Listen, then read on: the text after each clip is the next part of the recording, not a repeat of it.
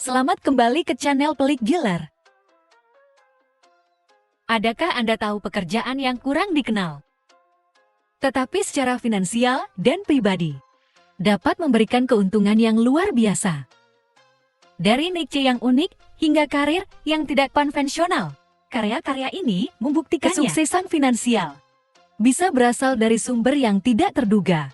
Jadi dalam edisi kali ini, kami akan mengikuti jejak sepupu saya. Mari kita lihat bersama Anda pekerjaan bergaji tinggi yang tidak biasa ini. Tetapi, sebelum itu, izinkan saya menjelaskannya. Karena nilai uang yang berbisa di lain-lain negara.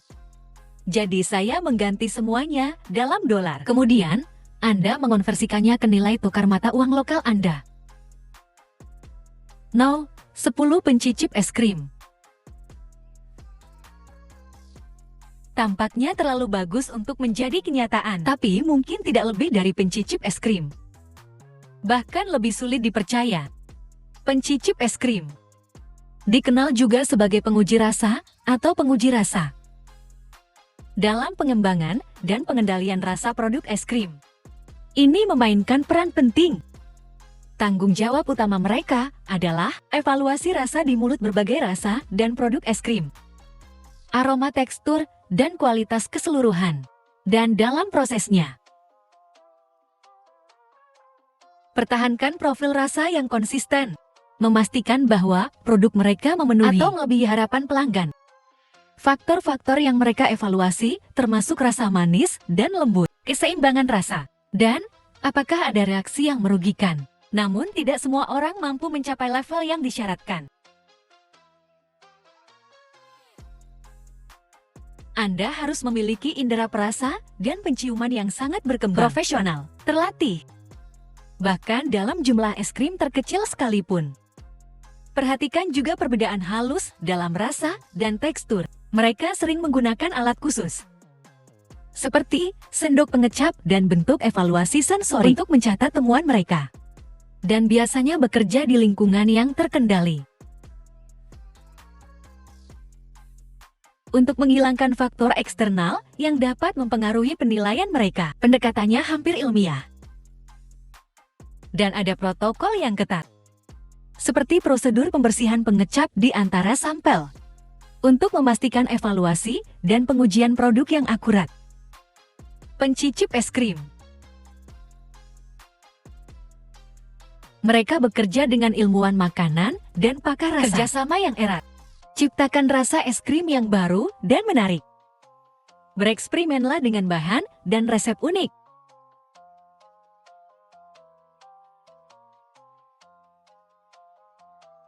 Mereka yang memiliki selera sangat sensitif, sangat diminati di industri es krim dan makanan lainnya.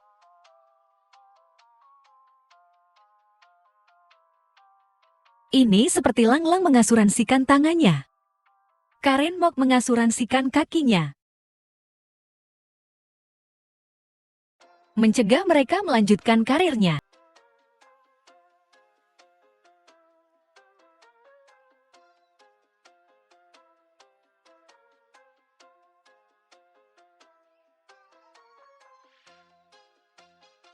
Dalam pengoperasian dan pemeliharaan sistem energi angin. Karena banyak negara kini beralih ke energi berkelanjutan. Turbin sedang dibangun dalam jumlah besar di seluruh dunia.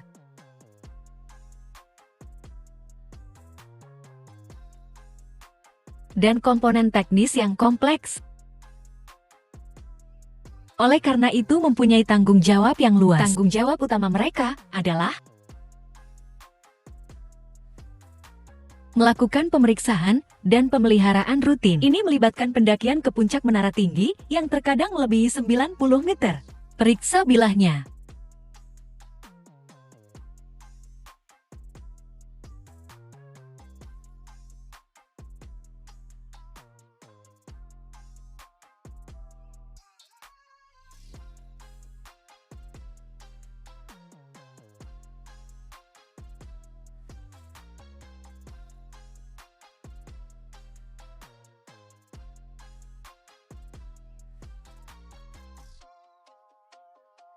pelatihan, dan sertifikasi yang ketat diperlukan untuk memastikan keselamatan mereka.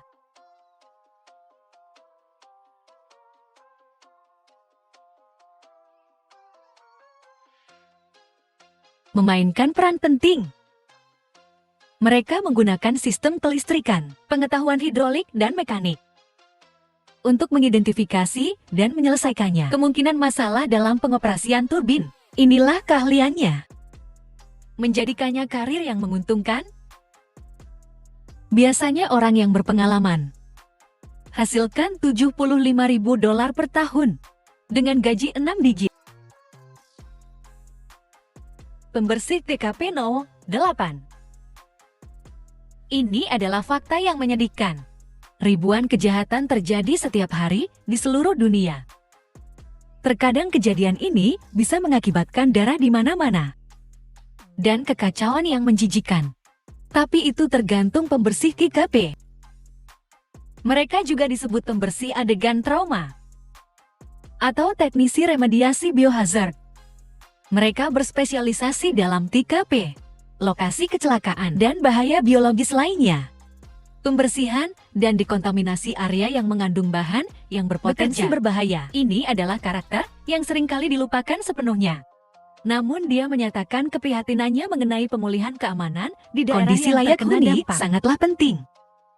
Pekerjaan ini meliputi pembersihan darah dan cairan tubuh, jaringan, dan set biohazard lainnya. Dan pemindahan serta penanganan barang-barang yang terkontaminasi seperti pakaian, furniture, dan lantai. Tidak hanya menangani konsekuensi yang terlihat, itu juga menghilangkan yang tidak terlihat. Patogen dan bakteri. Pembersih TKP. Peraturan keselamatan yang ketat harus dipatuhi dan dilengkapi dengan alat pelindung diri untuk meminimalkan paparan patogen yang ditularkan melalui darah dan zat berbahaya lainnya. Pelatihan asuransi. Mereka menggunakan bahan dan peralatan pembersih khusus, efektif, disinfeksi, dan hilangkan bau pada area yang terkena dampak. Intinya, orang-orang ini dipanggil untuk membersihkan kami. Mencoba berpura-pura ada sesuatu yang tidak ada di masyarakat. Itu pekerjaan yang menyeramkan. Mereka mendapat gaji yang layak. Posisi entry level mungkin tampak rendah, sekitar $28.000. Namun dengan akumulasi pengalaman, angka ini bisa meningkat hingga hampir $70.000 per tahun. Ini jauh lebih banyak daripada pembersih biasa. Gaji pekerjaan. Jadi, pembersih ini tidak sebersih itu.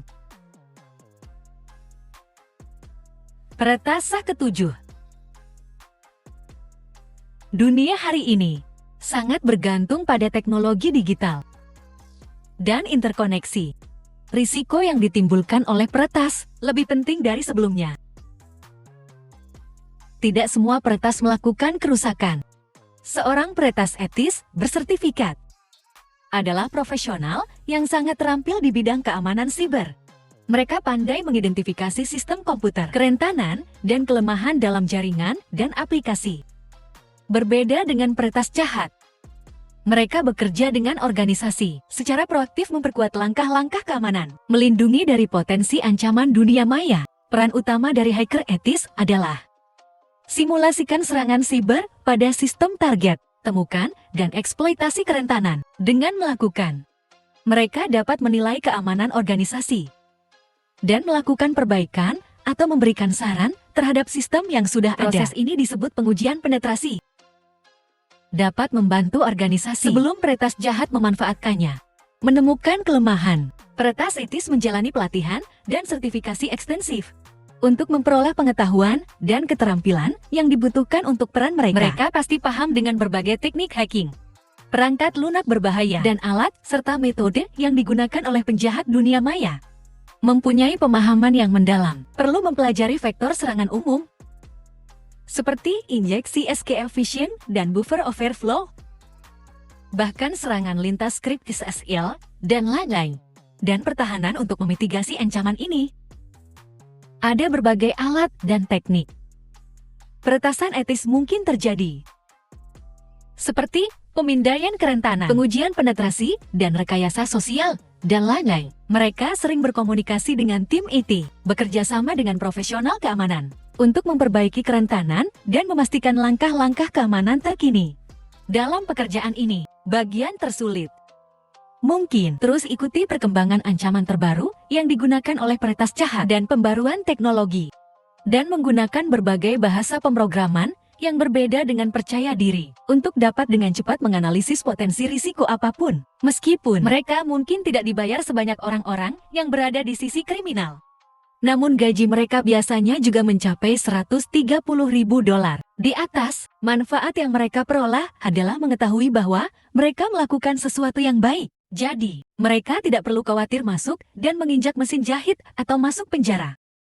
Tempat keenam adalah sommelier.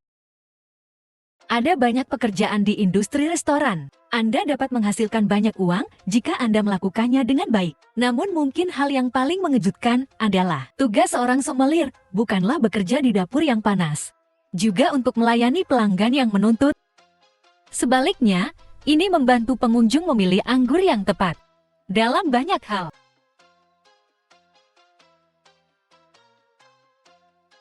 Namun sommelier perlu mengetahui restoran tempat mereka bekerja. Anggur disediakan, memiliki banyak pengetahuan tentang bottle wine, dan biasanya bertanggung jawab atas perencanaan dan sajikan pilihan anggur restoran. Untuk meningkatkan pengalaman bersantap secara keseluruhan, mereka perlu tahu lebih banyak. Misalnya saja kawasan minuman beralkohol, vintage, dan dipadukan dengan berbagai jenis hidangan. Dan perlu berbicara dengan pengunjung dengan rekomendasi yang sesuai dengan preferensi selera mereka, dan anggur yang rasanya seperti hidangan yang mereka pilih. Karena itu, untuk menjadi ahli anggur yang hebat, kamu butuh anggur dengan semangat dan pengetahuan yang mendalam. Banyak profesional di bidang ini. Semuanya telah menerima pendidikan profesional dan mendapat sertifikat. Misalnya saja oleh Institute of Masters of Wine dan organisasi seperti Wine dan Spirits Education Foundation. Sertifikat disediakan. Topik yang dibahas dalam kursus ini, dari pemeliharaan anggur dan pembuatan anggur, dengan teknologi pencicipan anggur dan standar layanan, dan bukan hanya pemilihan dan layanan anggur. Sommelier dapat melayani staf dan pelanggan, selenggarakan acara mencicipi anggur, makan malam berpasangan dengan anggur, atau sesi pendidikan, dan menciptakan pengalaman tak terlupakan dalam prosesnya. Meningkatkan suasana makan, tingkatkan reputasi restoran Anda jadi di restoran kelas atas. Pekerjaan unik ini dapatkan kompensasi hingga $110.000 per tahun. Jika Anda adalah pemimpin dalam industri ini, Anda bahkan bisa mendapatkan lebih banyak hadiah. Reporter pengadilan kelima. Pengadilan khusus adalah tempat di mana hukum nasional ditegakkan. Entah itu rumah finansial yang perlu diselesaikan, bahkan kasus pidana. Untuk menjadi bagian dari sistem ini, seringkali membutuhkan dedikasi dan pembelajaran bertahun-tahun untuk menjadi seorang pengacara, bahkan mungkin berakhir menjadi hakim. Karena keputusan yang dibuat di pengadilan mungkin mempunyai dampak jangka panjang terhadap kehidupan masyarakat. Karena itu, apa yang terjadi selama persidangan? Menyimpan catatan secara menyeluruh sangatlah penting. Dengan cara ini, Anda dapat dengan mudah merujuknya nanti. Tetapi, sekadar mencatat proses persidangan saja tidak cukup. Di sisi lain, reporter pengadilan atau stenografer bertanggung jawab untuk menangkap kesaksian langsung daripada catatan kata demi kata. Tetapi, Anda tidak bisa begitu saja pergi ke pengadilan dan melamar posisi ini, karena ini adalah posisi yang sangat terlatih dan terspesialisasi. Ini akan menjadi ujian besar bagi Anda. Ambil contoh Amerika Serikat, Anda harus lulus tes untuk memeriksa kecepatan menulis Anda, akurasi ejaan, keakraban dengan terminologi hukum, dan pemahaman tentang perilaku pengadilan. Jika semuanya dengan lancar, Anda bisa mendapatkan sertifikasi dari National Court Reporters Association. Setelah Anda melalui semua proses ini, kamu siap memulai karir sebagai reporter pengadilan. Salah satu yang dipikirkan kebanyakan orang, sebuah peran yang jauh lebih mudah dari yang sebenarnya. Setelah Anda mendapatkan pengalaman, Anda bisa mendapatkan bayaran sekitar $61.000 per tahun. Agen keempat. Ambil contoh Amerika Serikat, agen biasanya adalah petugas penegak hukum yang sangat terlatih. Sering terlibat dalam investigasi kriminal. Hampir semua lembaga federal memiliki agen. Dari CIA hingga FBI. Kepada Departemen Pertanian, Perdagangan, dan Energi. Menurut departemen yang berbeda, persyaratan untuk agen mungkin berbeda-beda. Namun secara umum, mereka mempunyai kekuasaan untuk menangkap seseorang dan membawa senjata api, baik saat bertugas maupun di luar tugas. Dan dia memenuhi syarat, upayakan investigasi kriminal besar dan kecil. Untuk mencapai tingkat kualifikasi ini, memerlukan pelatihan rutin. Mulai dari pemahaman hukum hingga cara menangani konflik senjata, teknik deeskalasi konflik dan pengendalian fisik, dan banyak aspek lainnya. Pendapatan pasti para agen tersebut belum diketahui. Pasalnya, pendapatan di daerah ini sangat berfluktuasi, namun diperkirakan berdasarkan kisaran biasanya. Kira-kira antara $100.000 Amerika dan $125.000 Amerika per tahun. Itu semua tergantung pada departemen tempat Anda bekerja, tingkat keberhasilan Anda, dan tingkat bahaya yang Anda hadapi setiap hari. Dalam beberapa kasus, mungkin 2 kali lipat angka tertinggi. Sebagai agen, ada juga beberapa hal yang cukup misterius. Namun hal ini bukanlah sesuatu yang bisa dianggap enteng. Pekerjaan ini mungkin memberi Anda bayaran yang bagus. Namun Anda juga akan dihadapkan pada hal-hal yang tidak dapat Anda abaikan. Sisi gelap dunia. Dalam banyak kasus, ini mungkin benar-benar mengubah perspektif Anda terhadap berbagai hal. Operator reaktor nuklir ketiga. Pembangkit listrik tenaga nuklir. Gunakan peralatan dan mesin yang sangat kompleks untuk mengendalikan reaksi yang menghasilkan panas dan listrik. Banyak orang berpikir, operator fasilitas ini harus memahami setiap langkah proses yang sedang berlangsung, mengatasi stres, dan dapat dengan cepat menyelesaikan permasalahan yang muncul daripada pekerjaan sederhana seperti jalur perakitan pabrik. Karena jika terjadi kesalahan, itu bisa berakibat fatal. Reaktor nuklir biasanya memantau dan menyesuaikan pengontrol dalam sistem pendingin. Juga mengawasi prosedur keselamatan. Perhatikan bahkan bacaan aneh sekecil apapun. Oleh karena itu, permasalahan dapat diatasi terlebih dahulu jika Anda ingin mengambil posisi senior di fasilitas tenaga nuklir. Membutuhkan pemahaman mendalam tentang teknik dan fisika. Anda harus memahami semua aspek pekerjaan di pembangkit listrik tenaga nuklir. Anda harus memahami keseluruhan rangkaian prinsip dan proses. Ada juga serangkaian kualifikasi. Bagaimana mengelola pemeriksaan lisensi dewan? Ini termasuk pemeriksaan kesehatan. Harus diulang setiap tahunnya. Sertifikasi ulang penuh setiap 6 tahun. Perlu juga diketahui hal itu. Tes ini khusus untuk bisnis tempat Anda bekerja. Jadi jika Anda pindah ke perusahaan lain, Anda perlu melakukan ini sebelum mulai bekerja di sana. Ulangi tesmu. Meskipun gaji entry level operator reaktor tenaga nuklir sekitar $43.000 per tahun, namun dengan akumulasi pengalaman dan kesesuaian Anda untuk peran tersebut, gaji tahunan biasanya berkisar antara $98.000 hingga $170.000. Tempat kedua, inspektur lift. Mereka dipasang di sebagian besar gedung bertingkat tinggi. Dengan cara ini, orang tidak perlu menaiki ratusan anak tangga untuk mencapai tujuan yang mereka inginkan. Tetapi, meskipun elevator hanyalah teknologi yang sangat umum, telah ada selama lebih dari 1 abad. Namun elevator harus diperiksa dan dipelihara dengan cermat untuk memastikan keselamatan mereka di kapal. Dan kita bisa mempercayai mereka. Yang penting dalam hal ini adalah pemeriksaan elevator. Anggota, dia bertanggung jawab untuk menyesuaikan dan memelihara elevator penumpang dan barang. Dan pastikan mereka aman. Jika diperlukan, tutup mereka sampai perbaikan yang diperlukan selesai.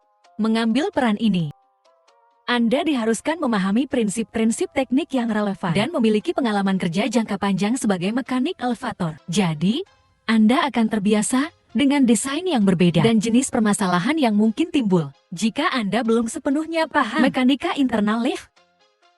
Itu akan berbahaya. Anda perlu mengetahui fungsi masing-masing komponen. Jika Anda membutuhkannya, Anda dapat membuat lift dari awal. Anda juga perlu memiliki beberapa sertifikat kualifikasi, beberapa kursus profesional untuk mempelajari segalanya. Karena peran ini, terutama untuk menjamin keselamatan orang yang menggunakan lift.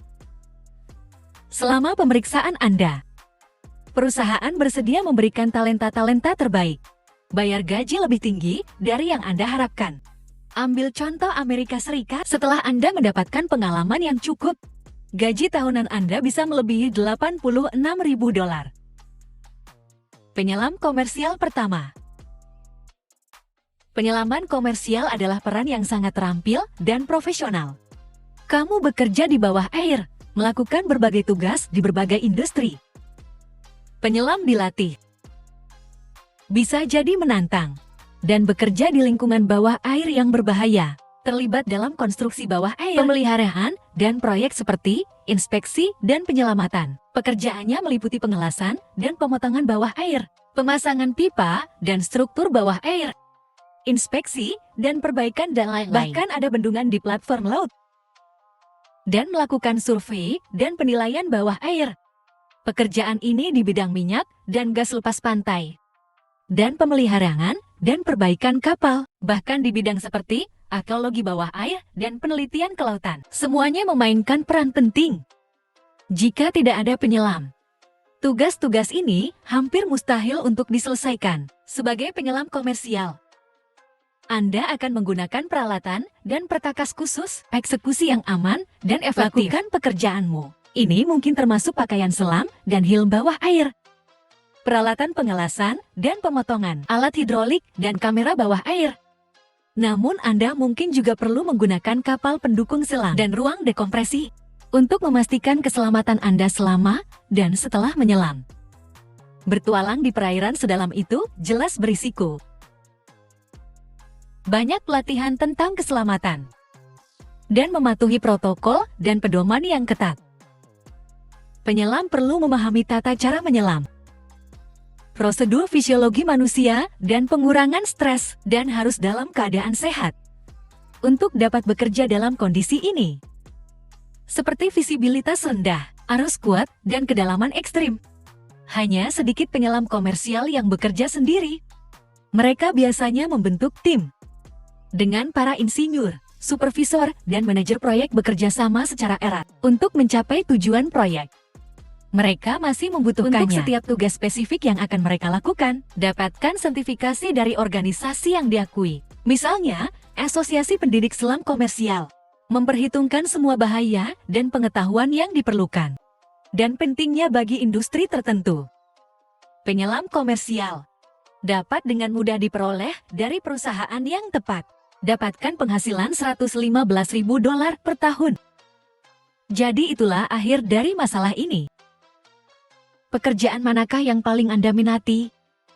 Apakah Anda mengetahui pekerjaan bergaji tinggi lainnya? Komenkan di bawah ini. Silakan lihat juga video pelik gila lainnya di layar sekarang. Jumpa lagi.